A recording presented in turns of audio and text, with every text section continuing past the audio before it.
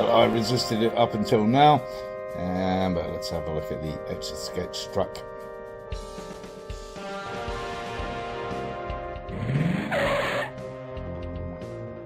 Is it rad or is it bad?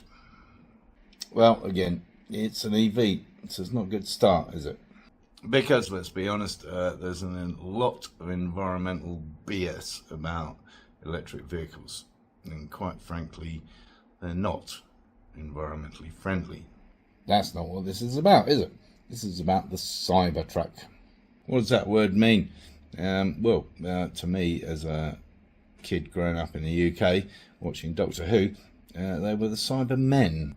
Scary looking creatures. Talking of which, there's more Robocop than Cyberman, wouldn't you say? I'd say should have called it Robotruck. All that aside, let's look at its redeeming features. Come on, there must be something. Find me something.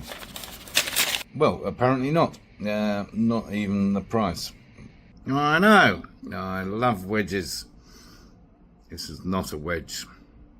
It's more of a brick. And often it's a question of, well, you haven't seen it in the flesh. It looks much better in the flesh. Well, I have. And it's not. It's actually worse. The photos kind of make it look better. Is that even a thing? Anyway, if you've seen one on the road, as I'm sure you have by now, they're still rubbish. They look awful. Obviously, I'm not opposed to wedge-shaped designed vehicles. Clearly. Not only the Stratos, the Esprit. I had a Lotus Esprit S2. I had a Triumph TR7, not the best example of great design, but not bad. And of course, the Fiat X19, which I love, and probably the most angular and wedgy of all. I mean, the Esprit even had a totally flat windscreen, like the Cybertruck, so that's not new. I mean, all those cars I've just mentioned have subtle elements of them that are curves within the overall wedge shape. Cybertruck really doesn't, apart from that front.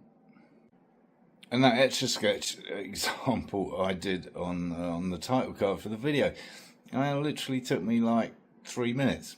So I think the word I'm looking for with the exterior design of the Cybertruck is simply bland, unimaginative, and lazy, honestly. Yeah. With really no redeeming or endearing features whatsoever. Would you agree? Now, I know there's some people out there that like this. Whether you like it or not, be interested to hear what you think about it in the comments down below. While you're down there, subscribe. And, of course, give the video the thumbs up, whether you like it or not either, frankly. Oh, I know, very little to say on the subject, really, because there's very little to talk about. Are there any redeeming features at all, I wonder? Well, again, there aren't really any features to speak of. So I think the answer is probably no, unless you can come up with something. So, the exterior, devoid of features. What about the interior? Well, just before we move on to that, I had a little play in Photoshop, just to show how just a few little things might make it just a bit more interesting. Maybe some grills, maybe some conventional-ish lights, honestly. What do you think? An improvement at all? I mean, I didn't tackle the overall shape, obviously. Quite frankly, I couldn't be bothered. It's a bit of a non-starter. I mean, it could at least have had suicide doors, right? That would have made it slightly interesting. I mean, not from an overall design point of view, but it just would have been a nice feature. What else? Then there's a single wiper blade that sits neatly at the very edge of the windscreen and just does a normal sweep. I mean, it would have been really cool if it had gone traversed across the windscreen on rails or something, but it doesn't. So yes, the interior. Is any saving graces in there? Well, no, it's just as bland as the outside, if not worse. bland and again lazy. Let's just slap a rectangular screen somewhere on the dashboard and call it a day. Job done. I mean, to be fair, they're not the only ones that do this. Plenty of cars that just have the screen slapped on the dash. So unimaginative. We've got curved TVs and curved computer screens. Why can't we have a nice curved dashboard around the driver? And then curving the other way around the passenger or something like that. I mean, yeah, really, really terrible. Could at least have had some wacky seats or something, but no. Dull, boring, boring, boring, boring, boring, boring. Yeah, and that's it, really. Nothing else to talk about whatsoever. Is it a bold design?